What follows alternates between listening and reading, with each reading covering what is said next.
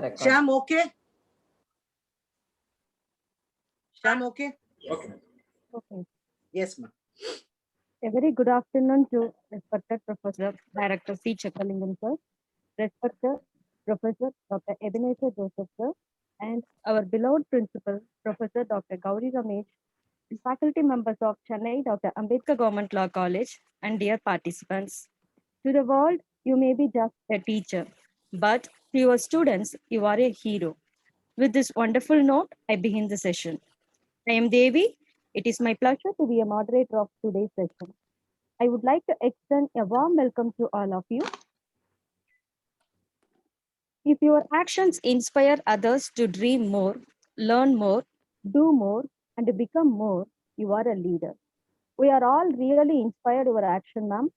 I would like to invite our dear principal, Professor Dr. Gauri Ramesh, to deliver the welcome address. Ma'am, please. Yeah, thank you, Devi. Good afternoon and warm welcome to one and all present here for the second session of the final day of the FTP program.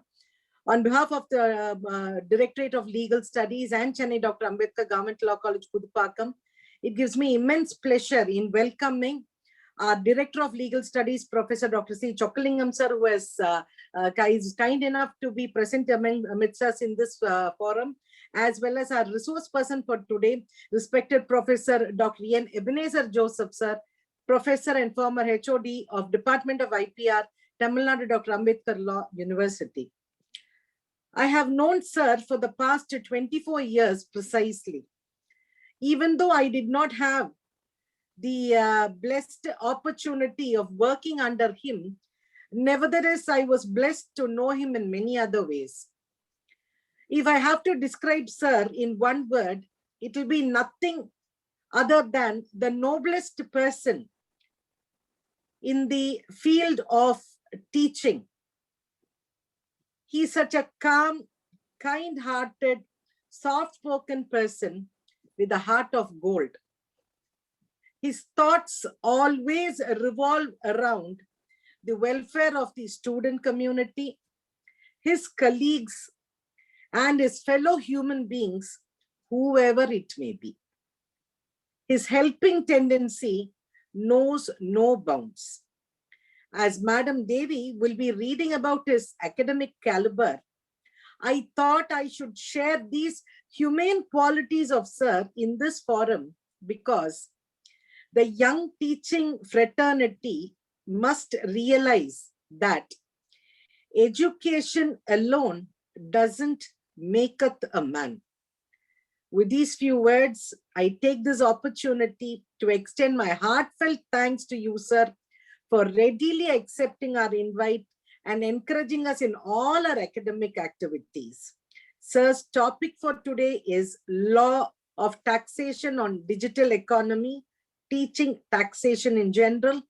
And I welcome you once again, sir. Over to you, Madhavi. Thank you, ma'am. Thank you for your wonderful welcome address, ma'am. With great pride and honor, I take the privilege in welcoming our speaker of the session, respected Professor Dr. Ebenezer Joseph, former principal of Government Law College, Tirunelveli, and former HOD of Tamil Nadu Dr. Ambedkar Law University. Sir has completed his bachelor's in chemistry from Madurai Kamaraj University. Sir has graduated law from Sri Venkateshwara University. Sir has secured his LLM from Kerala University. Sir has done PhD in application of the principles of administrative law in preventive detention and human rights at Tamil Nadu Dr. Ambedkar Law University, Chennai. Sir is a well-known academician and soft-hearted and kind-hearted, as rightly mentioned by ma'am in her welcome address. Sir has taught n number of subjects during his career for both PG and UG level, including IPR and information technology, IPR and human rights, general principles of taxation, international taxation, direct taxes, judicial process, labor law, and administrative law. And he has taught n number of subjects. Sir has held various positions during his career. Sir is the former principal of Government Law College, Tirunelveli, and Sir was a member of UG Board Studies, PG Board Studies, and Research Committee. Sir was also acted as a Senate and Syndicate member in the Tamil Nadu Dr. Ambedkar Law University, Chennai. Sir was also acted as an NSS program officer in Government Law College, Tirunelveli. And Sir was also served as a resource person and chairperson in various national and international conference and workshops held at various reputed universities across India. Needless to mention that Sir has presented a number of papers in national as well as international journals. It is my absolute honor to welcome Sir to deliver his lecture on law of taxation and digital economy. Welcome, Sir. Sir, please. Okay, thank you. Sorry for the interruption, sir. Our DLS sir wants to welcome you, sir. Okay. Sir, unmute பண்ணிடுங்க. Yes. Thank you very much. I don't want to take much of it because I know the anxiety of all the participants to hear the wonderful words of our Professor Ebenezer Joseph. We know I formally welcome our Professor Ebenezer Joseph. Otherwise, I will be failing in my duty. I am the Director of Legal Studies, mainly because of Professor Ebenezer Joseph, for the reason that we were not so fond of completing our PhD. All the participants may well aware that PhD as on it is an essential qualification to be promoted as the principal. Only at the instance of Professor Ebenezer Joseph, in fact, he really helped me to complete my PhD successfully. When we were working together in Tirunelveli, within a short span of time, we were able to complete. So I am always indebted to Professor Ebenezer Joseph. A few words about our wonderful resource person. You may not know, as on date, he may be a very humble human being, but his father was a well-known, reputed lawyer, freedom fighter, congressman, popularly known as Chinna Nesaman in Kanyakumari district. A very hard-working lawyer, fought for the cause of the downtrodden. Always fought for the cause of the downtrodden. I think he not even earned a single pie for our Professor Ebenezer Joseph. All along he was working for the cause of the general public. Here I can mention a single instance with our Professor Ebenezer Joseph. When he was studying in a reputed institution in Marthandam, when he was fighting for the cause of the students, he was dismissed from by the management. When his father approached the management asked his father, let Ebenezer tender apology, then he would read. But when his father encouraged Ebenezer was very convincing in the sense, I did nothing wrong. I fought for the cause of the students. The cause was genuine. Point is, his father accepted his words and encouraged Professor Ebenezer. Go ahead, don't worry, no need for any apology.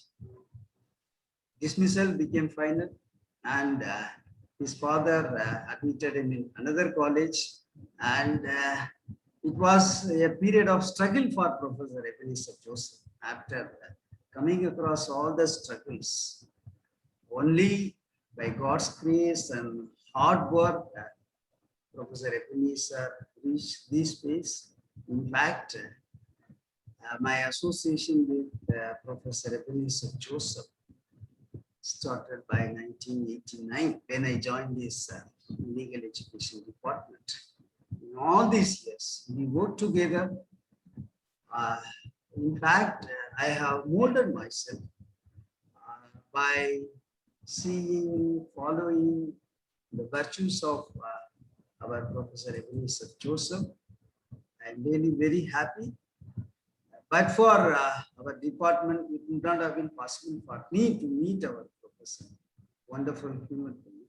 On behalf of the Department of Legal Studies and on my own behalf, I wholeheartedly welcome our dear professor, principal, friend, and philosopher, guide, Professor Ebenezer Joseph, for the valediction of this faculty development. Welcome, sir. I thank the Thank you, sir. organizers for Thank you giving so me much. this opportunity. Thank you. Very Thank much. you. Thank you, sir. Thank you. Yes. Thank you, sir. Thank you for joining with us. It is my pleasure to welcome sir to deliver his lecture. Sir, over to you. Sir. Okay, okay. Thank you.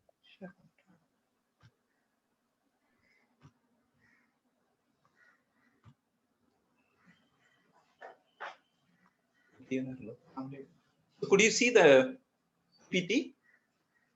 Yes, sir. Yes, sir. Yes, Yes, sir. It's sir. visible, Yes, sir. sir. It's visible. So I'm so happy to be a part of you. I'm very much touched by the emotional introduction of my close friend, Dr. Chokalingam, who is at present Director of Legal Studies. Also, I'm very much touched by the welcome address delivered by our respected principal, Dr. Gauri Ramesh. Also, I'm so happy about my introduction by Devi Diva. And also, I'm so happy that so many co-conveners are here. This Shyam Sundar, Ramya Jiva, and my close friend's daughter, Yegagini. Also, one who supported me in this FSIBA. So I thank each and everybody. A warm welcome handed to me. Now, I'm very much so happy that once again, even though in the virtual media, I become a part of you. So with these few words, I shall start with my session today. I believe that actually the topic given me is taxation digital economy. Now, as a tax teacher, those who teach tax may be knowing that if we ask anybody, why are you teaching tax? Simply they will reply that since nobody is ready to teach tax, the burden is put on my head and I am teaching. Same happened to me some 15 or 16 years back. While I was the professor in Tinalveli Law College, a situation arose that the tax was put on my head.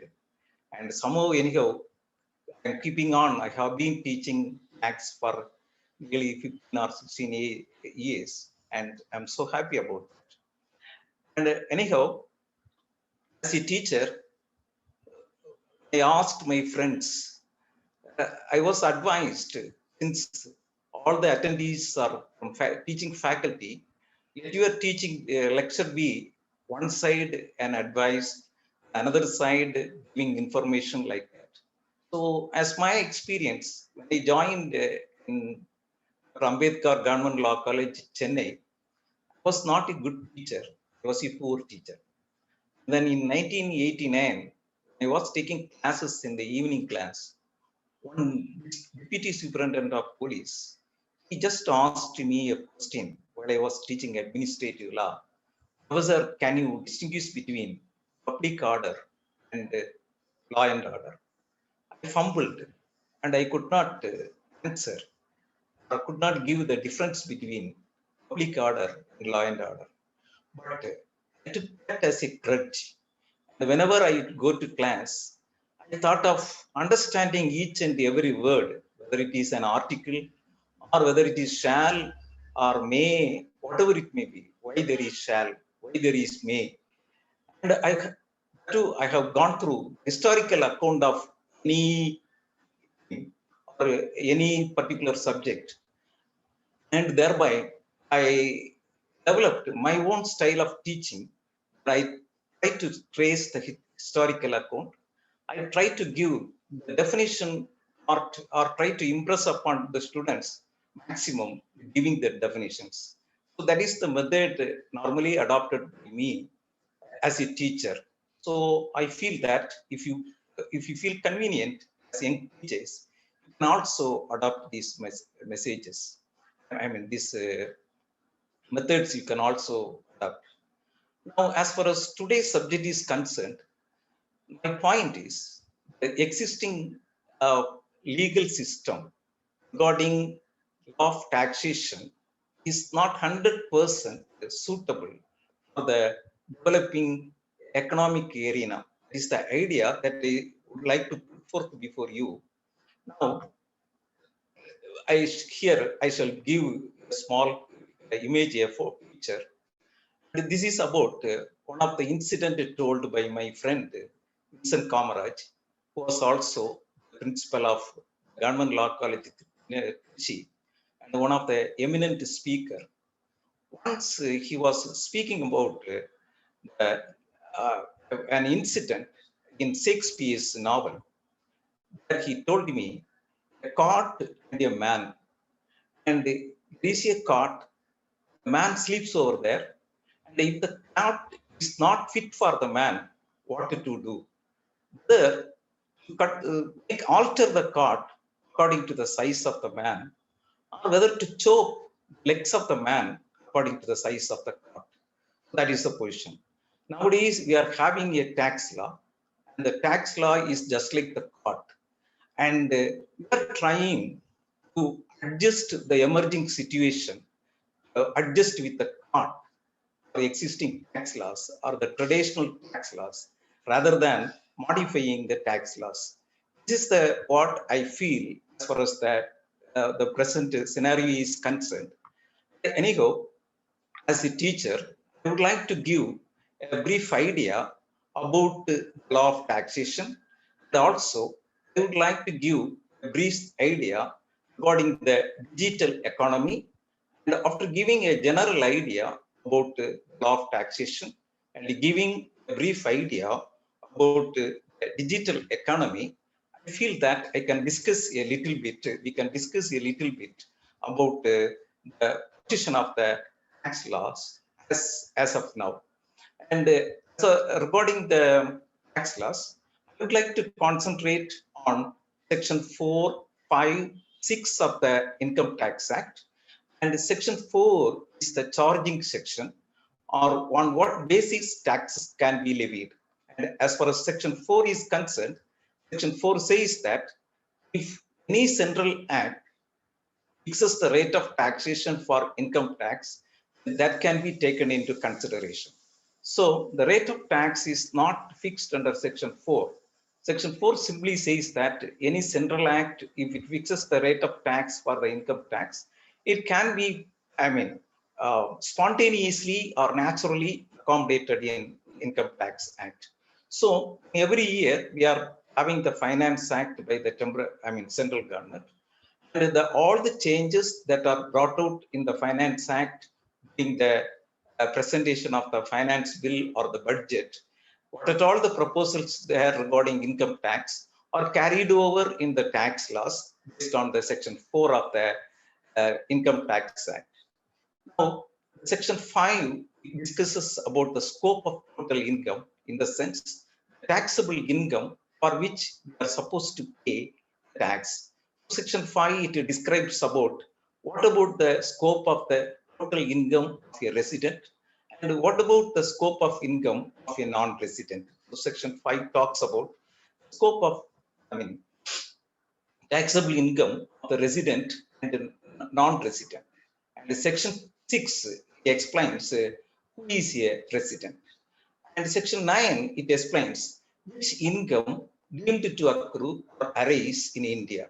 So as far as the total income is concerned, regarding to resident and non-resident, total income includes income received, income accrued, and income that arises. And that's why section 9 simply explains which income deemed to accrue or deemed to arise in India. And then section 2 explains who is a person for the purpose of income tax. And so person means, you know, that it may be an individual or Hindu divided family. So in the sense, person means individual as well as legal persons like a company, association of persons, body of individuals. So during the individual, if any corporate body or if any company is income tax, we call it as corporate tax, and thereby section 2 subclass 31, it explains about the person. And now section 224, it explains, it gives the definition of income. But in the definition of income, does not give characters of income. In the definition of income, it gives examples for the income. It is an inclusive definition, and it begins with income includes. So income includes, it says that salary, wages, the wages, profit in lieu of taxes, allowances, like that, it is going on. So just like that, it is an inclusive definition. And section 2 subclass 35 talks about the amount of income referred to section 5 computed in the manner laid down in the act. That is, total income means total amount of income computed as per this act, like that it says. And then when we come to the case of uh, section 2 subclass 9, it talks about assessment year. 2 subclass 34, it talks about the previous year. The previous year, instead of saying previous year, just like Finance Act in Income Tax Act in United States of America, you can say that it is an income year. So a finance year in which an income arises, we call it as the previous year. And for that income of the previous year, we have to pay the income tax in the immediately succeeding finance year, which is called as the assessment year. So that is what I have to say. Now, as far as the income tax is concerned, only one aspect now you have to remember. Suppose a book is there. Now, as far as this book is there, suppose if I sell a copy of the book, the buyer can be the owner of the book, and then it will fall under business income. And in the meantime, if I sell the copyright of the book, it will become a part of intellectual property rights, and the consideration received will become royalty. So this is just to have an idea about the digital system I am giving. Suppose a CD is there. If I sell simply in the market a CD, this is what we call as based on the business. Whereas the copyright of the CD, if it transfer, it is transfer of intellectual property rights. So the consideration, it becomes royalty. This is just a few ideas I am giving. And now, just a few minutes, we'll discuss about the economy and the digital economy. And then again, we can switch on to tax laws. Now, as far as the economy is concerned, I'm not an expert in the economical side. But economy, we know that it talks about the generation of wealth. And when we talk about the generation of wealth, as far as the economy is concerned, it talks about, first of all, the generation of wealth. Then it talks about how wealth can be distributed among the human beings and how it can be produced. Like that, the economy, it discusses many aspects. Since the economy, it is very much related with the generation of wealth, and since it is very much related with the distribution of wealth and everything, the economy is very much depending on the technology. That is the important point. So economy is very much depending on technology. Now, technology is the scientific equipment to development. Now, when we say the economy, we come across some 200 or 300 years back, agri-oriented economy, then the energy-oriented economy, then the industrial-oriented economy, and then the printing-oriented economy, and at last, finally, we come across the digital-based economy. We see the position of agri-oriented economy, entire wealth of a nation, entire, distribution and everything of the nation, to depended only on the agriculture. Now, afterwards, it so took place in the Western countries that George Stephenson and others invented the technique of energy like coal and steam. So it replaced human beings, and thereby, basing on that energy, could produce more or they could do more. And really, that technology was a boost for the economy. And then comes the Industrial Revolution. It also replaced man in the area of manufacture. If I can manufacture one matchbox in 1 hour, 1 lakh matchboxes can be manufactured by technology or the industry within 1 hour. So it so took place that the production increased by way of industrial technology, and thereby economic revolution took place. But what I would like to impress upon you is this only based on the technology or the scientific developments, it changes. We can say about most, according to me, revolution is about the printing technology. And we know that in law of evidence, we study about oral evidence and we study about documentary evidence. What would have been the revolution regarding documentary evidence? Documentary evidence would have come into existence only after writing putting the oral in writing and the printing technology. So everything has been started, everything was recorded, and only by way of that record, a vast change took place in the society. That's why I'm talking about the printing technology. So many libraries, so many places, everything was under the printing technology, because instead of the brain, everything is recorded. So that was also a boon for the growth of economy, and the printing technology, it changed the entire world. Now we come across the digital era, or the basing on the digital technology. When we come to the case of digital technology, we say that it is a virtual technology. As in the case of printing technology, digital technology also, everything is recorded, but everything is recorded in a virtual medium, or we can say that it is encrypted in the binary language 0101, and we do not know what happens, but it is recorded, and we can download the data and everything. And now the beauty of digital technology is digital technology, now it has attained the glory of convergence technology. When we say convergence technology, the idea is, suppose you take the case of our smartphone. Once we were using this phone only for calling our friends. Now, from the same smartphone, we can see our friends. And now, with the same smartphone, we can see everything available in the library in the entire world. And now, so many libraries are there, thousands of libraries are there. Even in Tamil Nadu, there is a famous library called the Nimara Library, Anna Library.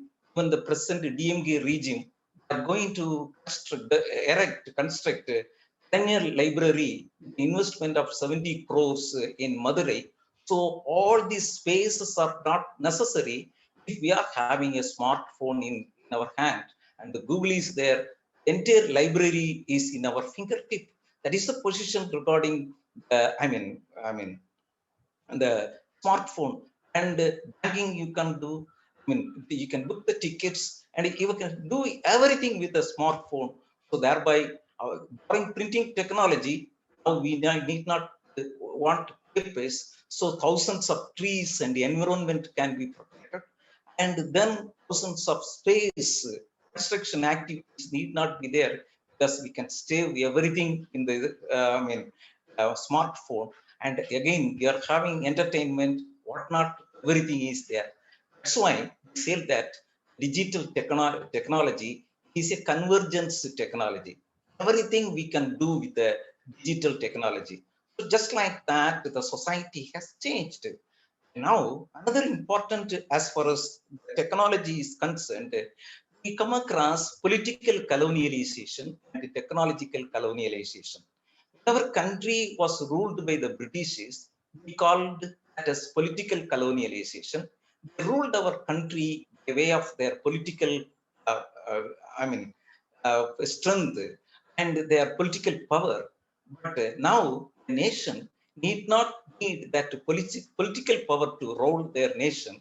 If they are sound in technology, they rule the entire nation, entire world, whatever it may be. one nation which is powerful in technology can rule the another nation by way of by way of this strength. That is what we call as technological colonialization. For example, we take the case of this Rafale aircraft. For 36 aircraft, we paid 63,000 crores to France, and we bought for each aircraft almost 2,000 crores we paid. What does it mean? Is the technology, upper hand technology, enhanced technology of France made India to depend on them.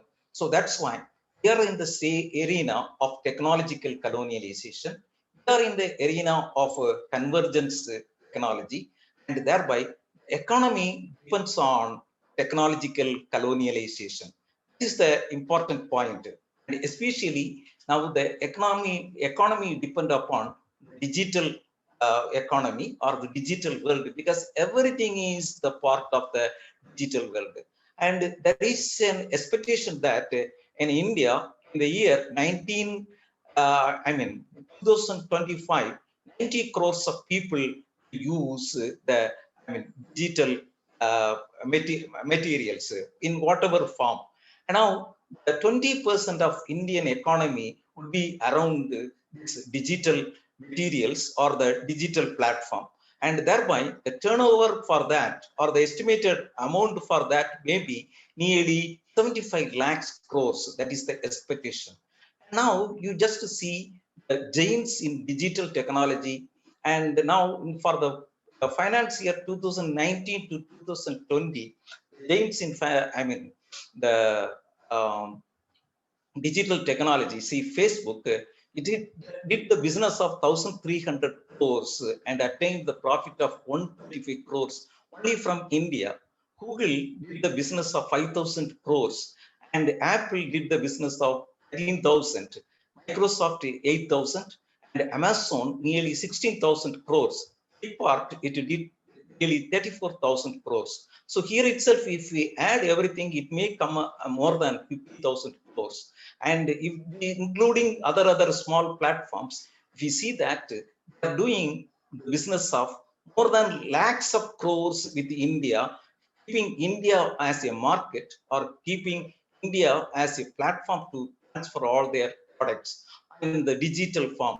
So you know about Google alone, and you know I need not explain how many types of functions are done by the Google through the digital media, search engine, Google Pay, Google Store, Google Play, like that. Many things are done by the, uh, the digital giants. And so, the question is, if whether our law is suitable, whether our law is fit to collect, fit to get the due share of tax from these giants. So, whether our legal system is having loopholes so that this digital giants, they can escape from the clutches of, or they can avoid tax from the clutches of Income Tax Act and other laws, because of the existence of, even though they do business for crores and crores of money, rupees. That is the question. And so the one of the basic problem as far as regarding this is whether Google or Amazon or whatever it may be, as far as the digital technology is concerned, its presence is just like virtual presence, and its presence does not have a physical presence in India. So they say, you know about virtual presence. Virtual presence, we can say it is just like a devil. Whether the devil is there or not, we cannot see by our eyes. We can say that the devil is present virtually, or we cannot see through our eyes. Just like that, digital technology, we can feel the Google, we can see the Amazon and everything, their activities, but we cannot expect their physical presence, just like a human being, or just like an industry, or just like a hotel, or whatever it may be. That's why the question arose, what about the position of this uh, uh, collecting taxes from these digital giants, whose existence is only virtual as far as India is concerned. That's why it creates a lot of problem as far as the taxing these giants are concerned. So now, before going into the real problem, then I shall give a brief idea about the taxation. We shall go into that. So, just in brief, I have discussed about section 4, 5, 6, and 9 of the income tax. Now, we know that just I am giving the definition and the historical aspects regarding taxation. We know that the simple definition of tax is the compulsory acquisition of money by the state without any quid pro quo. So the important point is it is acquired compulsorily, and this acquisition of, and it is to be acquiring not in kind or not in cash, but I mean not in kind or not in some other thing. Tax is to be acquired compulsorily in the sense we can come across the law of contract. Law of contract, free consent is so essential, and for the purpose of getting tax, the consent of the citizens or the resident, the individual is not necessary. We say that compulsory. It should be paid only in terms of money, but not in gold or silver or mango or coconut. It is to be paid in terms of money. It is imposed by the state, and in turn, we cannot ask the state, you please return back what you have collected from us. What are you doing like that? We cannot ask. Any quid pro quo, we can ask. That is a simple idea of tax. Now, as far as tax is concerned, it is one of the primary functions of the state. And when we take the primary functions of the state, we know that to protect the people externally, the state is in need of defense. And to protect the people internally, the state is in need of judiciary. And in support of judiciary, the state needs the police force. And these are considered as the primary functions of the state. And we know that as far as the difference between defense and judiciary, defense without conducting any trial, it punishes the enemy. But judiciary, after conducting the trial, it punishes the wrongdoer. Judiciary and defense are the main mechanisms to protect the individual. And judiciary does many things with the assistance of the police. These are considered as the primary functions of the state. And for all these things, the state is in need of money. And thereby, the state levies tax. Thereby, we say that tax is also one of the primary functions of the state, without which the state cannot function. And normally, as far as the tax is concerned, it is levied by the king in the ancient days. And we know that everywhere the kings, they were levying the tax. Now, in 1634 in England, the British king called King Charles, he was levying tax over the people. And at that time, in order to protect the ships harbored in the harbors, the king was levying a tax called ship money. On one fine occasion, the king levied the taxes. While levying taxes, the ship money, not only for the owners of the ship, also he levied the tax called the ship money to all the people of England. The people agitated. At that time, the British Parliament passed a resolution stating that hereafter you cannot levy tax without consent. King should levy tax only with the consent of the Parliament. This is what we get in Article 265 of the Constitution of India. The reflection of that historical incident we get in Article 265 of the Constitution. So no tax shall be levied or collected except by the authority of law.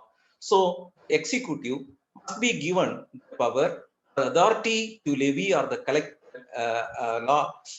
collected tax only by the authority of law. So that is the origin of tax, or the origin of Article 265 of the Constitution, is the ship money.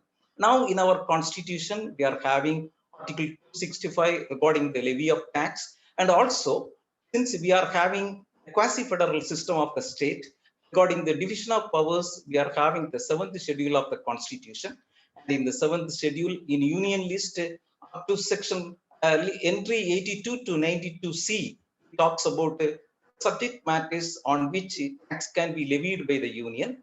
And 46 to 63 talks about subject matters on which the state can levy tax, and no tax can be levied as far as the concurrent list is concerned.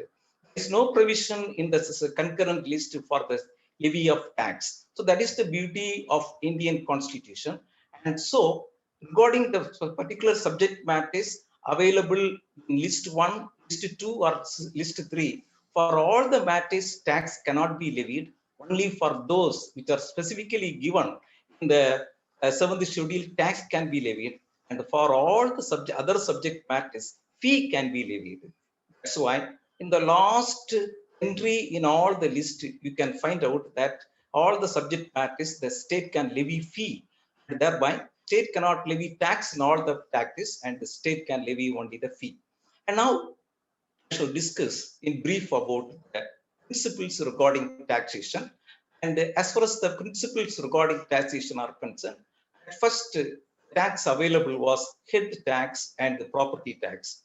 I say head tax, if a family consists of 5 members, each member pay 2 rupees as tax. When we say property tax, you having 10 acres of land, you pay 50 rupees per acre. Is what we call as the position of head tax and property tax.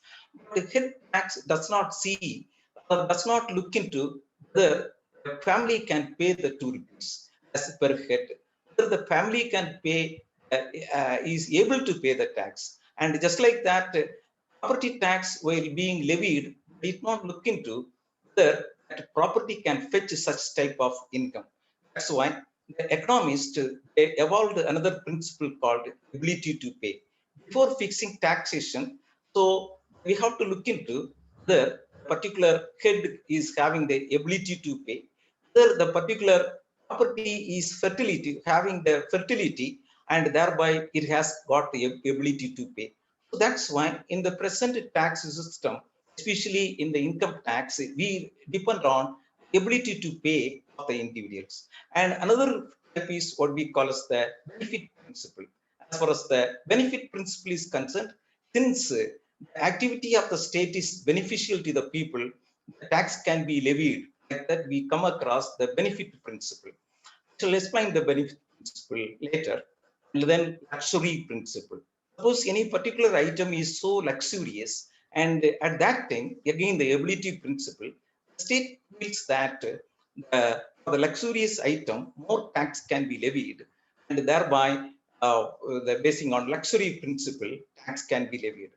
Then penal tax. When you come to the case of penal tax, in order to discourage the assessees or discourage the people from using something, a penal tax can be levied. And now, suppose you take the case of the cigarette. Now, cigarette, if more tax is levied, people are discouraged from taking cigarette, and we can call it as penal tax. Now, the same logic we can apply to Tosmark, but we don't know how far it is a penal tax as far as the, Tosmark is concerned. We can see the elasticity and inelasticity. When you say elasticity and inelasticity, penal tax is just like an elasticity. That means when the tax levied is more, and if I am discouraged, or when the tax levied is less, and I am encouraged to do something, we can say that it is a case of inelasticity. And elasticity. And in the case of inelasticity, even if more and more tax is levied, if the demand does not come down, we can say that it is the case of inelasticity. This is what is taking place in the case of petroleum products. So petroleum products are so essential to the society. And even if more and more tax are levied on petroleum products or petrol and diesel, people are compelled to take the petrol and diesel. And this tactics, this technique is known to the state, and that's a case of inelasticity. Demand won't change, and thereby using all these aspects, the tax is levied. And now I have already discussed section 4 of the, we are coming to the tax laws. Section 4 of the income tax, that is charging section. Section 5 is about the total income. Section 6 talks about who is the resident. Now, when you take the case of section 5, it classifies the persons for the purpose of income tax into resident, non-resident, and not ordinarily resident. And I'm not discussing about in total about the resident, just for understanding purpose I'm telling. So if a person is the resident of India, then it's the global taxation. That global taxation in the sense, if somebody is the resident of India, he is to pay tax that he receives in India, that accrues in India, that arises in India, and also tax that accrues, receives, or that he gets outside India. This is the case of global taxation. Non-resident, even though a person is the non-resident of India, if he gets income within India, he is supposed to pay income tax. So resident means it is a worldwide tax in the sense for the income from India and outside India, he is to pay the tax. And non-resident within India, tax liable to pay the tax for the income. Outside India, for the income, not liable to pay. So the Facebook is the resident of India. The Google is the resident of India. The Amazon is the resident of India. The Starbucks is the resident of India. Is the question. If they are not the resident of India, we say non-resident of India, then at that time, there under the clutches of or under the principle of non-resident, they're liable to pay tax for the income that arises in India. This is the question as far as the resident non-resident area is concerned. I shall discuss that again in later. And my point, as far as this is concerned, as far as the levy of tax is concerned, the principles I have discussed, I have told you about the resident, I have told you about the non-resident. As far as the resident and non-resident is concerned, resident-based taxes, we call it as resident-based tax. It is a principle. And non-resident payment of tax is what we call as a source-based tax. So in the sense, when you say resident, tax, since I am the resident of India, I am supposed to pay tax for the income that arises and income that arises outside India. This is the resident-based principle. And then when we come to the case of source-based principle, even though I am not the resident of India, the source of income is India, and thereby I'm supposed to pay tax. Now, I would like to give historical account of this resident-based and the source-based tax. Actually, during the First World War, the Industrial Revolution was at its peak, and the countries were doing business with other countries. And suppose you take the case of one unit, a cotton mill, what we call as Binny. The Binny mill, its owners are what we call as the residents of England. They were in England. But the Binny mill unit, it was near Peri or Perampur in India. And so, question arose, since the Binny mill owner was the resident of England, whether he was to pay tax for the income of the Binny mill in India. So, whether for the income that came from India, whether that person in England was liable to pay tax in England. That is the question. Or since the Binny mill was located in Chennai, whether the Binny mill was to pay tax for the, for the government of India. The question arose throughout the world. The question arose. So the resident countries, they say that since the particular owner is the resident of the particular nation, he must pay tax for the income that arose even outside India. That is the outside their nation. It was the plea by such countries. And the source-based countries, they say that since the income arose in particularly in our state, even though a person or the assessee is not the resident of India, since the income arose in our place, we are supposed to pay tax. We are supposed to get the tax. Like that, they argued. The League of Nations, it evolved the principle in 1922. This is what we call as resident-based source, resident-based tax. and source-based tax. This principle was evolved by League of Nations in 1922. It was evolved by 4 economists. And the funny is, they wanted to support developed nations. At that time, England, Germany, France, Spain, these were the countries having more industrial activity, but their units were outside their countries. So these economists, by the influence of these developed nations, they want to support their nations. That's why they said that resident means he can pay tax for the in their for the income arose in their country, and also income arose outside India. I mean outside their country. And as far as the source country is concerned, even though non-resident, they can get the income for their for the source. So the question of double taxation arose, the technique used by economists in 1922. So resident means for the source income of outside their nation, that nation is eligible to get tax. And the source means the source country is eligible to, I mean, having the authority to get tax. So a country, I mean, a resident in England, Bini unit is having its unit in Chennai. As far as the Chennai unit is concerned, the government of England was having the right to get the tax, and the government of India is also having the right to get the tax on source principle. And then League of Nations is told that when such a double taxation arose, you negotiate with yourself, you compromise with yourself, and you decide like that. It left the matter. That's why we say that it is a double taxation avoidance agreement.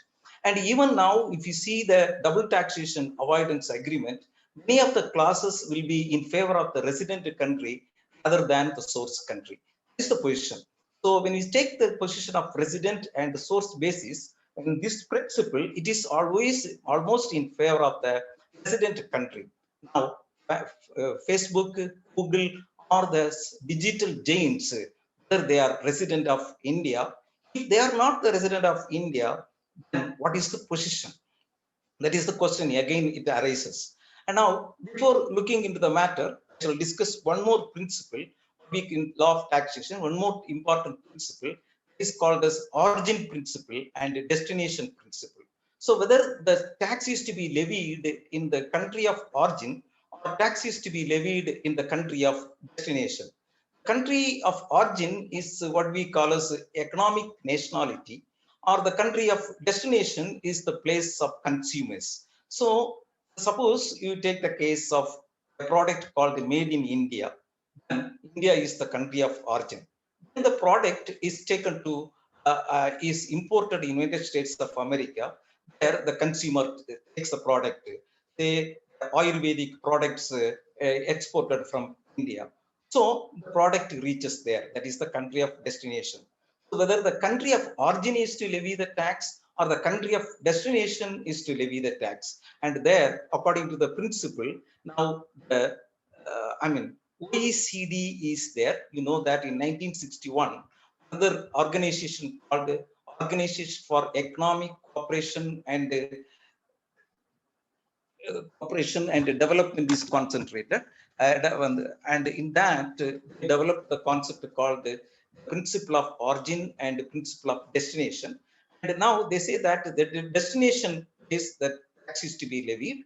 And now, so thereby, even in our GST, goods and services tax, destination-based tax is levied. It is not levied from where the products are originated, but where the products are consumed. This is the destination-based tax.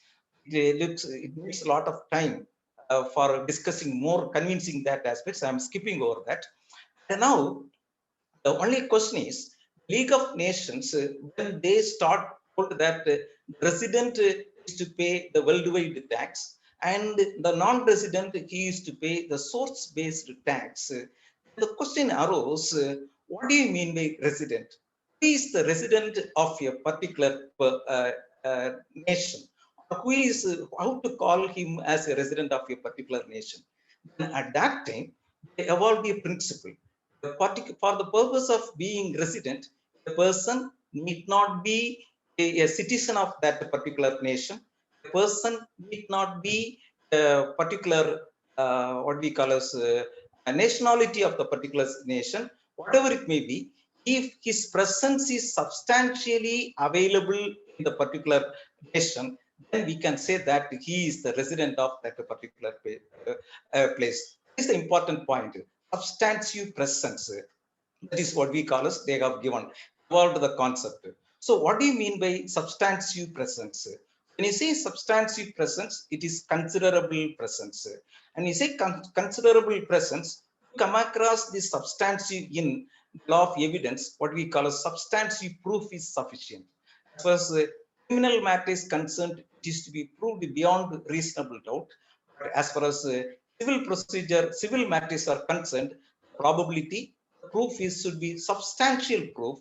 That means considerable proof, 100% it need not be proved. And just like that, they evolved the concept called substantial present in a particular country is sufficient to call a person as the resident of India. Then what is the position of the presence? What do you mean by substantive present? Then they evolved the principle of the called, if an individual is concerned, if he is present in a particular country for 182 days, he can be considered as a resident because substantially he is present in a nation. Then they evolved the principle. This is about the individual. And then according the legal person, like a company and corporate bodies, what do you mean by substantive presence? They evolved the principle called, if the control and management is there in India, is substantially present in India, and thereby it can be considered as the resident of India. So as far as the individual is concerned, substantial present means 182 days in a particular year, a finance year. And corporate bodies are concerned, control and present in the particular year, management in the particular year. Like that, it is going. It's the concept is developed. The substantial presence. One is 182 days. Another one is control and management days. You know, both these terms are complicating. Suppose 1 year has got 364 days. They splitted that into the 182 days. And they said that substantial present. Now you take the case of Sania Mirza, our, beautiful tennis player and skilled tennis player who married a cricket player, world-class cricket player in Pakistan. Now Sania Mirza is even today, he is the citizen of India. Even you forget about the citizen of India. If Sania Mirza is present in India for 182 days, then she is the resident of India. And another 182 days are left. And in that 182 days, she is residing in Pakistan. Then substantial present in Pakistan income tax also 182 days. So in both countries, she will be the resident of India. This is what we call as resident-resident conflict, a part of international law. And anyhow, what I would like to say is all these things are creating some problems. And whether in the substantial presence, one of the important criteria given by the League of Nations is physical presence is necessary. So substantial presence in the sense, physical presence is necessary. And so they say that the physical presence in the sense, at least a branch office, something of the particular unit must be physically present in our country. Only we can say that it is the resident. And now, as far as the non-resident is concerned, so if a person is present in 181 days, then also he is the non-resident. And as far as the, control and management is there, if there is no proper control and management, in such a case, board of directors meeting is not in India, policy decision is or not taken in India, we cannot say that there is substantial presence.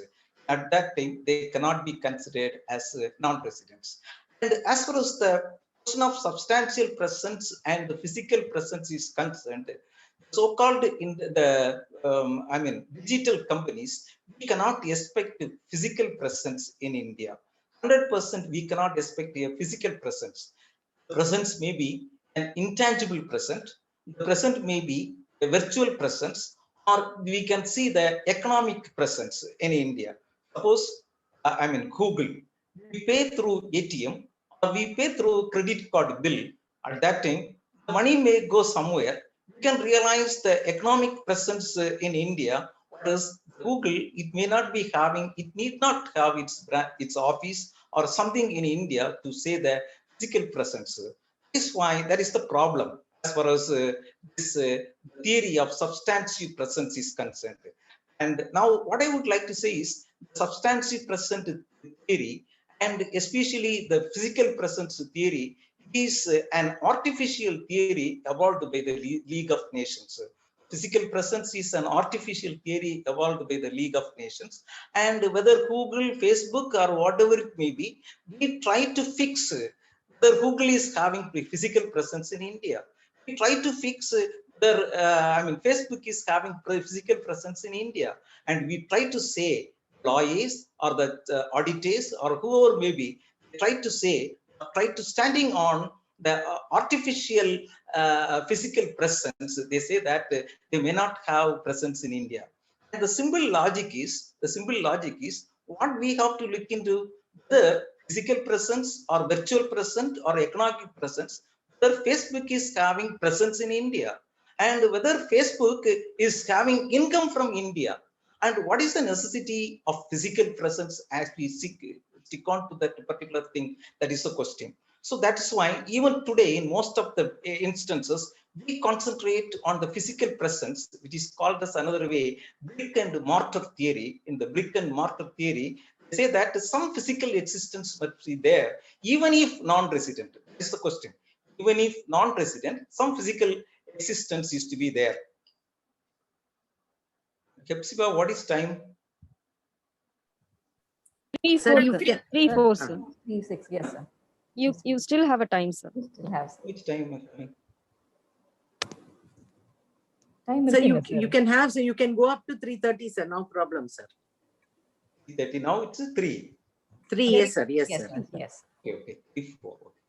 Now you just imagine here a buyer and seller are there. Distance between the buyer and seller is just you can say 12 inches or something. So a transaction, a transfer takes place. And also income means, when you study the characteristics of income, income is something it is to be transferred from one person to another person, whatever the medium may be. It may be an oral medium, or it may be a digital medium, or it may be through documents. It is to be transferred. So while we transfer the money or something from one person to another person, it may be, the distance may be 1 or 2 foot. Now we take the here money transfer may take place in between 2 states. Now also it is transferred. It can be transferred from Kerala to Tamil Nadu. At that time also income is transferred. And here it is transferred from Kerala to Tamil Nadu in goods and service. Kerala is the origin and Tamil Nadu is the destination. Now it can be transferred from one nation to another nation also. So if it is transferred from India, GST is concerned origin of destination, and here it is origin of origin, and here it is concerned destination state. So it can take place basing on the distance, maybe an interstate or it may be an international. And the point is, just like that, just imagine Facebook is in India, and Facebook is having its contact in Sri Lanka, and Facebook gains income from Sri Lanka, but Facebook doesn't have any office in Sri Lanka. So what the income tax League of Nations theory, basing on that theory, we say that since there is no physical presence in India, Facebook cannot get tax from India basing on the source principle. Like that, if we argue, that's why I have told you that we try to fix the old system of law in the new system of law. That is the thing. Now I shall come to section 9 of the income tax, that is deemed income in India. And since I am running faster, I don't know how far I could convince you. And again, I am telling that as far as the income of a resident is concerned, is to pay tax, pay well-divided tax. This income, if he is the resident of India, income that arises in India, and also that accrues, that arises or is arises outside India. Class is income that is received in India, accrues in India, arises in India, received outside India, accrues outside India, arises outside India, deemed to accrue in India, deemed to accrue, arise in India. For everything the tax is to be paid. So I'm not elaborating. Resident means worldwide tax is to be paid. Is income from India as well as income outside India. And non-resident is concerned, income from India, the tax is to be paid. I'm sorry, in the sense, income for the income from India, India is having the right to get the tax for the non-residents. So for the non-resident, the India is having the right to get the tax. Simply, if we say that since the presence of non-resident is in India, India is having the right to get the tax, the matter is over. But League of Nations, they put the clause, what we call a substantive presence. And only when there is substantive presence, he can be considered as a resident. And if there is no substantive presence, he can be considered as a non-resident. And for the non-resident, there must be a source of income in India. And for the non-residents' income, if there is a source in India, at that time, India is having the right to get the tax from the non-resident. So the thing is, League of Nations say that even though we say that non-residents should pay for the income from India, for the source of income from India, the non-resident should have some sort of physical presence in India, even though that physical presence does not amount to, substantive presence like that, what we call as residence. So again, I'm telling, a substantive presence means he can be considered as a resident. Then for the income from India as well as outside India, he can be paid tax. And income arising from India, the source of income is India. Even though he is not resident of India, he is to pay income tax to India from India or the source of income, or the source of income. Or the source of, say that whether that income arose from India, to say that whether that income, the source of income is from India, simply it put a rider. At least some sort of physical presence is necessary in India to say that the source of income is from India. So substantive presence, also physical presence is necessary. Whether the income has arisen from India, for that also they say that little physical presence is necessary. If it is not 182 days, at least if he has stayed in 30 days, 40 days in India, and the income has arisen, we can say that the source of income is from India. And even if he is non-resident, you pay tax like that, they say that. Of course, I have given a simple example, only that. So, Section 9 of the Income Tax Act, when it talks about the source of income from India, or how the income can be deemed to have arisen from India, or when how the income have deemed to have accrued from India, it gives so many causes. But one of the Section 9(1) says that if it is a property located in India, they said that source of income is from India.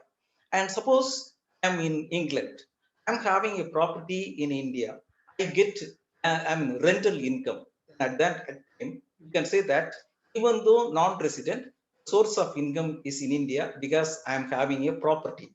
So that means the physical presence of your property is there in India. And just like that, business, it says that there must be a business connection in India. So in order to consider residential status of a corporate body, if its control and management is in India, then it is a resident of India. But if the corporate body is having a business connection in India, even though control and management is absent, we can say that source of income is from India.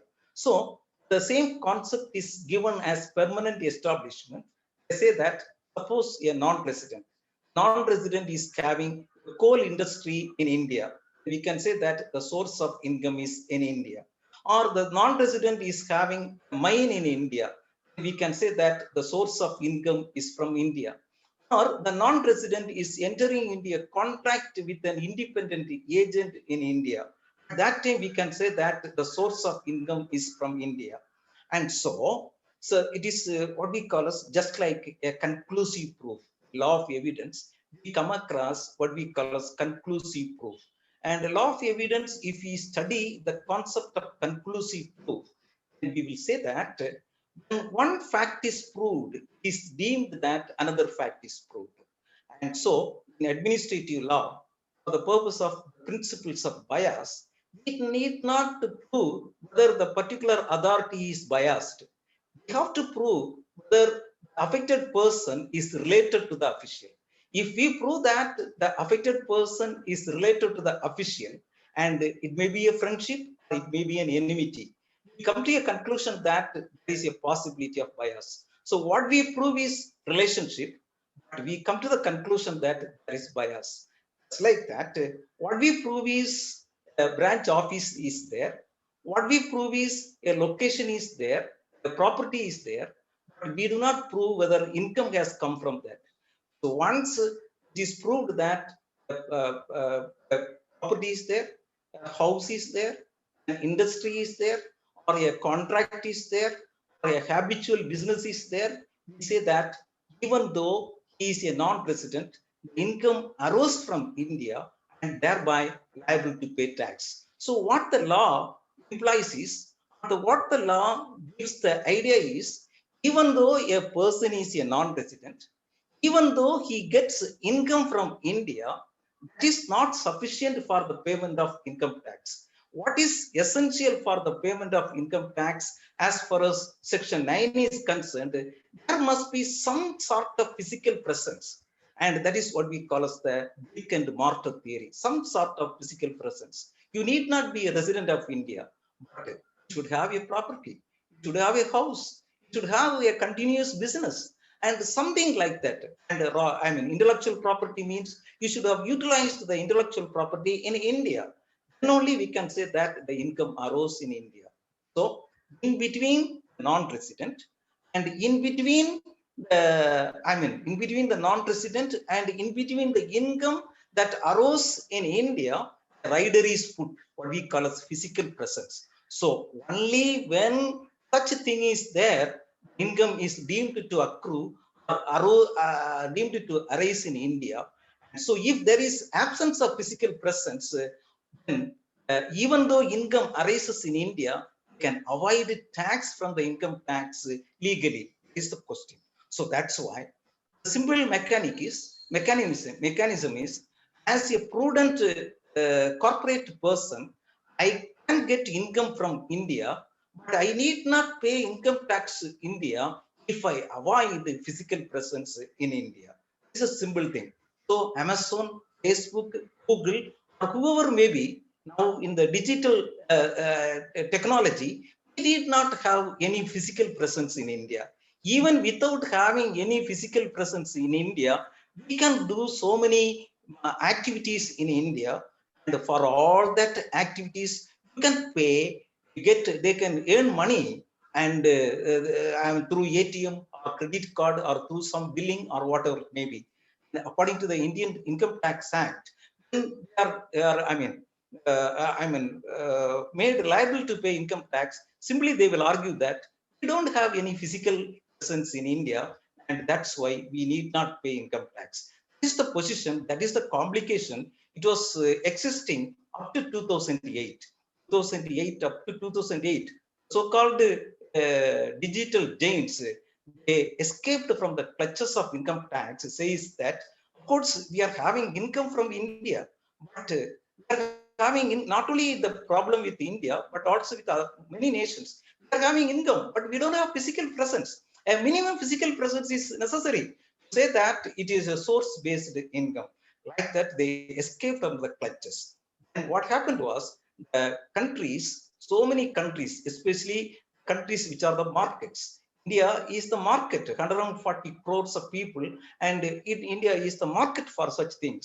And thereby, countries, most of the countries, they agitated against all these people. And thereby, in 2008, a committee was constituted by the Organization for Economic Development and Cooperation, OECD. They organized a committee. They made a study on this aspect. It is called the BEPS, uh, base erosion and profit shifting. So when the profit is shifting without by this type of artificial hurdles, what can we do? How to avoid this? Like that, the map was studied by BEPS in the international arena, and also the map was brought in our court also, the judiciary also. So the judiciary, how it tried to solve the problem. So that's why I have given one case, Volkswagen Private Limited, Mumbai. This is the commercial income tax officer Mumbai. Actually, this is not the case regarding digital, but still it is an interesting case. Actually, what happened was, you just imagine that now it is the promotion of Audi car, in India. And what the Volkswagen Finance Limited did was, it organized promotion of Audi car for India in Dubai. So actually, it was organized in Dubai, but for India. So in the for the promotion of Audi car promotion, it was held in India. I'm sorry, in Dubai.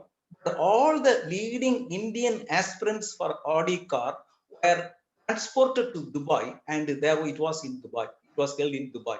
And a famous celebrity in United States of America, by name one Nicolas Cage. Nicolas Cage was asked to introduce the Audi car for the Indian nationals in Dubai. And for that, Nicolas Cage was given $440,000 as consideration. So what the income tax authorities in India demanded, what we call as income tax from Nicolas Cage, stating that even though Nicolas Cage was a non-resident of India, the source of income is from India. So since he is non-resident of India, as a source is in India, as the source of income is in India, he is to pay income tax.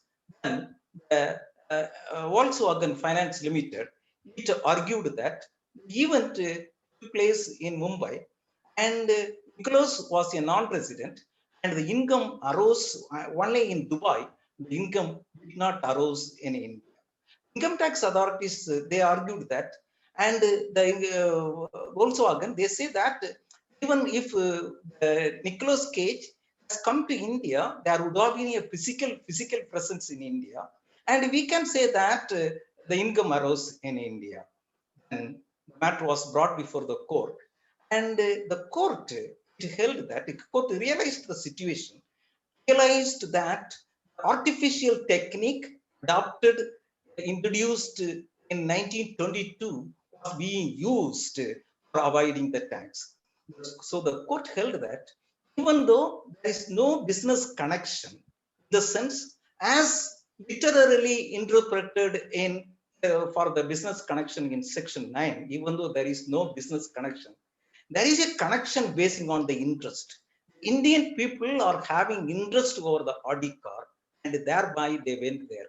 So the Indian court, they said that it is an intangible business connection.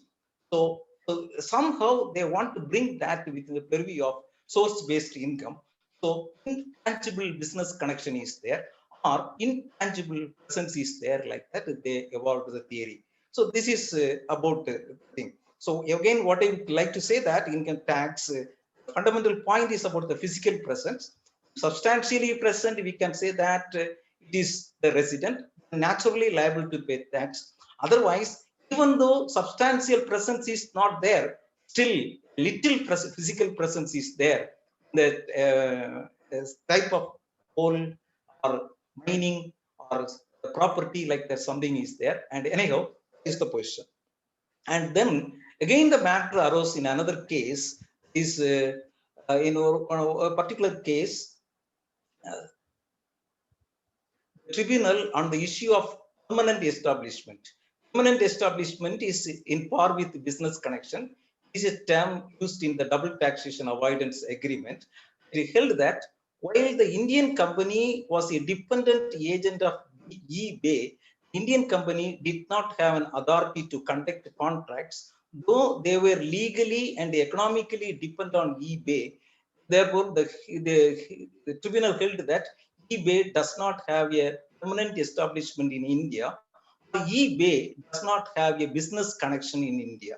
So, double taxation avoidance agreement is something, a bilateral agreement entered in between two countries for the purpose of avoiding double taxation. And in section 9, it talks about business connection. The same business connection is given as permanent establishment in the double taxation avoidance agreement. So if the permanent establishment is there, we can say that they are liable to be taxed in the country where they are having permanent establishment, or they are liable to be taxed in the country where they are having business connection. That is the idea. So here the thing is, though they were legally and economically independent on eBay, the tribunal held that eBay does not have permanent establishment in India. So eBay is having some economically, it's doing some activities, and legally some activities are there in India. But since no physical presence, court is denying or saying that no business connection, or the court is saying that no question of any physical presence in India. In 2008, another case, I mean, it is about Amadeus Global Travel, Deputy Commissioner of Income Tax. So in the global travel, I mean, common reporting standard or the tickets and everything is booked through email and everything. At that time, also the question arose, I mean, we can suppose particular, I mean, the entity is a non-resident company, and we book hotels and everything with that non-resident company from India. At that time, they may not have any branch office or anything in India. Suppose we want to book a hotel in New York, and we book from here. We pay. Thousands of people book from here, and they pay. But there is no question of any physical presence for the hotel owners in India, and thereby they need not pay income tax like that. We can say, because even though there is income from India, even though there is I mean, economic presence in India, no physical presence is there. In this case, the court observed that virtual presence is sufficient in India. So physical presence is not totally necessary for the purpose of section 9. Virtual presence is necessary like that, the court observed. So that's why my point is the income tax payment of income, I mean, levy of income tax is huddled by artificial clause called physical presence. And now what happened was court is little by little interpreting that physical presence towards intangible presence and towards what we call as the virtual presence. Is the development. And as far as the legislative measures are concerned, I'm not talking about the self companies now due to want of time. In 2016, what the Indian government did was it levied what we call as a levy called Equalization Levy under the Finance Act 2016. This equivalence levy under the Finance Act 2016 is otherwise called as, it is nicknamed as Google tax. So the equalization levy, our concept is followed. I mean, the Indian government says that whether economically physically present or not, we are not bothering about that. You are getting from income from India. You need not file a return for your income. Whatever amount you get from India for advertisement and giving space for advertisement in the digital media, you give 6% to India. This is what we call as equalization levy. Equalization levy means something somewhat neutralizing that. Suppose you take the case of Income Tax Act. In the Income Tax Act, actually we have to file return, we have to file whether we incurred loss, or we have to we got profit, we got gain, and what about profit, what about our income, like that we have to give a detailed account through the chartered accountant, and only after that tax will be levied. This is the position of Income Tax Act. But entire procedure is forgotten under the Finance Act 2016. It simply says that whatever your consideration, the term used is whatever the consideration you received from India, no exemption, no incentive, thing is there, to pay 6% of the amount to India. There are a lot of criticism for that.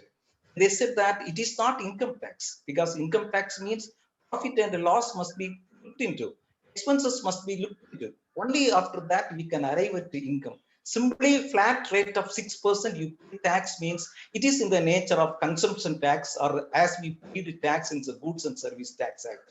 For the rate, you just pay 12%, 18% as tax, like that. It is criticized. Anyhow, Indian government didn't have any alternative but to levy tax like this. And from 2016 to 20, this equalization levy, the state has earned nearly 4,000 crores from various non-resident digital gains. This is one aspect. Then 2018 Finance Act, they brought another criteria called significant economic presence. That is, in 2018, we brought what we call as significant economic presence. So in the section 9 of the Income Tax Act, we see what do you mean by business connection. So far, I mean, we call as physical presence is necessary. They brought a clause called significant economic presence. So even though you are not in any branch office or any industry, property, nothing is in India, if you are having a signified economic presence in India, you have to pay income tax. The question arose, what do you mean by signified economic presence? And for that purpose, I mean, the power was given to the Central Board of Direct Taxes fix the significant economic presence. So in 3rd May 2021,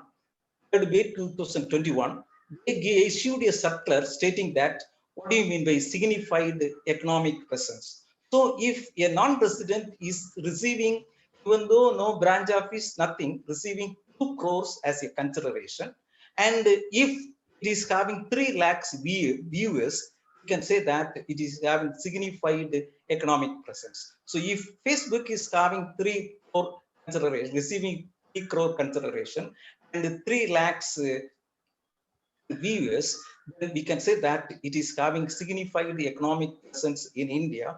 At that time, the source of income is from India, so that it is liable to pay tax. And again, in 2020, another equalization levy, 2020 Finance Act, another equalization levy was laid down by the Finance Act 2020. This is what we call as Amazon tax. And because it is nicknamed as Amazon tax, because in the 2016, the equalization levy was levied only against advertisement and the space given in the digital medium. Now here, equalization levy on sale of goods and services in India by overseas e-commerce commerce operators, and thereby it is called as Amazon tax, and there 2% is levied. So for all the consideration, 2% is levied under the equalization levy. So these are based on some of the recommendations of the base erosion, profit shifting project by OECD. But still, there are a lot of objections for this. Still, the study is going on in OECD how to bring Jains under control. Because simply I say that 2 crore consideration, 3 lakhs VS, how to fix 3 lakhs VS, how to fix 2 crore consideration, and how to fix position of Amazon. These are all the technological questions. This is how it is going on. And so my point is, I hope that I would have explained to you a little about the fundamental of tax laws, and I would have explained in the modern context residence and source based levy of tax, origin and destination based levy of tax, the residence and source based levy of tax. As far as residence is concerned, substantial presence is necessary, and the substantial presence, say 182 days or 60 days and 365 days in the previous year as far as the individual is concerned. And as far as the corporate body is concerned, we are say that control and management, that also changed in 2015, and our control and management is not necessary. Even is a place for India is a place for effective management is sufficient, that place of effective management like that. When we come to the case of section 9, as far as the business connection, or in DTAA what we call as permanent establishment, even though physical presence as resident theory is not necessary, artificially a little physical presence was imposed, and basing on that little physical presence or brick and mortar theory, many digital companies, they escaped or they avoided tax. But 2018 onwards, the situation to an extent changed by way of the decisions of the Indian courts. I mean, evincing the principle of intangible principle and evincing the principle of virtual presence, and also the Indian legislature by way of signified economic presence and by way of equalization levy. Still, controversy and the problems are going on. How to fix all these things?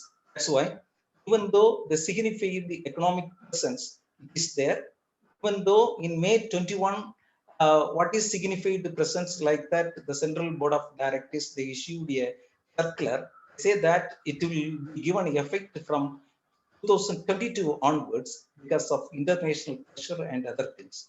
That's why the base erosion and profit shifting, making a study. Why not we have a global taxation, or why not we have an unified taxation as far as the digital things are concerned? And just like under the principle of cooperative federalism, state and union governments are sharing the GST. Why not the tax can be collected throughout the world and it can be shared between the nations like that? That what is going on. So I thank everybody for giving me this opportunity. This is the little idea that I have given before you. And as a teacher, I feel that the interpretation and the historical incidents are necessary to give more idea. Thank you so much. Thank you so much. Thank you, sir. Thank you, Thank sir. you. It was really an informative session. We have received many questions from our participants. Due to time constraints, we are not able to discuss with the sir. We will answer all your questions by sending them to our resource person and post the same in our Telegram group. Sir, you are really a real hero for all of us. You have inspired us a lot. Thank you for sharing your valuable knowledge with us on evolution of taxation and Article 365, sir. You have given an elaborate view on the topic relating to who are all residents of India with more suitable illustrations. Young generation like us are really learned a lot from your lectures, sir. Thank you. Thank you for your valuable lectures, sir, and mind-blowing session. And thank you for enlightened and enriched us on law of taxation and digital economy. And thank you for accepting our invitation to act as a resource person out of your busy schedule, sir. Thank you, sir. Thank you very much, sir. Thank you. Thank you. And I Thank you also, very much, sir. Thank you. Thank you. Yes, Devi, continue. yes, I would like to extend my heartfelt thanks to our beloved director, Professor Dr. C. Chokalingam, sir, and Professor Dr. Vincent Kamaraj, sir, for gracing this occasion with their presence. Now, I call upon Mrs. Hepzibah Beulah to moderate the valedictory session. Over to you, Hepsi. Can we begin? Should we wait for the justice to join? Sir, Justice will be joining in at around 3:40, ma. Shall we wait till then, ma'am? Yes, ma. Yes, ma. 2 minutes. 2 minutes. Sir, 2 minutes, Justice Vandruvaran, sir. Deal, sir. Yes, sir. Yes, sir. Very good, ma. Checking, sir. Yes, sir. Sir, இருக்கட்டும், sir. Sir, நீங்க Okay. Yes, sir. Sir, கேக்கலிங்க. Unmute பண்ணணும், sir. You are always welcome, sir. Okay, okay. Your presence will always Thank you, give thank you. strength to all the participants. I hope. Good Congrats, sir. evening, Vincent Kamraj, sir.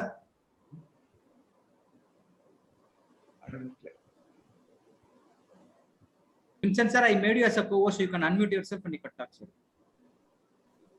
So thank you, sir. It is a pleasure to be amidst you today evening for the valedictory session. And I was completely listening to Professor Ebenezer Joseph's presentation on a new area of taxation, the global taxation he has suggested. Professor Balakrishnan sir is also available. So I am very happy, Professor Soundra Pandian sir.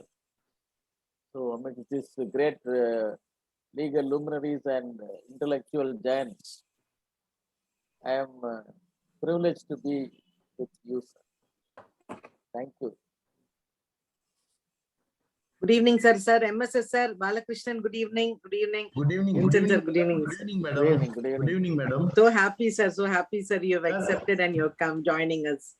Good evening, Vincent sir. Good evening. Good Good evening, evening, sir. Ebi sir. Sundarabaniya, sir, good evening. Sir, good Balakrishnan evening. sir, you can unmute Yeah. yourself. Sir, once Yes, sir. again, congratulations, Vincent sir, for Getting adorning the the order. post of Dean, sir. Thank you. Thank you. Hindustan, yeah. Till yesterday, I was an associate dean. Now they have made me dean of School of Law, Hindustan. Congratulations, sir. Thank you. Thank you. Congrats. Many congratulations, Vincent sir. So happy. Thank you. Thank you very Best much. wishes.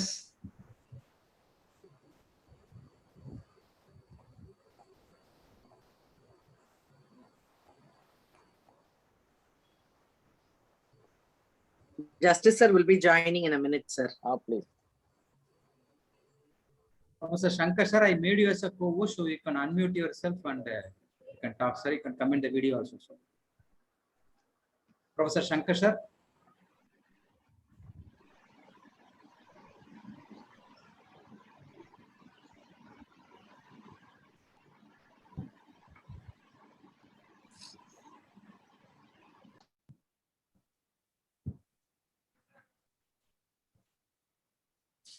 Recording போயிட்டு இருக்குங்களா Sham? Cut பண்ணிட்டு அப்புறம் திருப்பி ஆரம்பிக்கலாமா?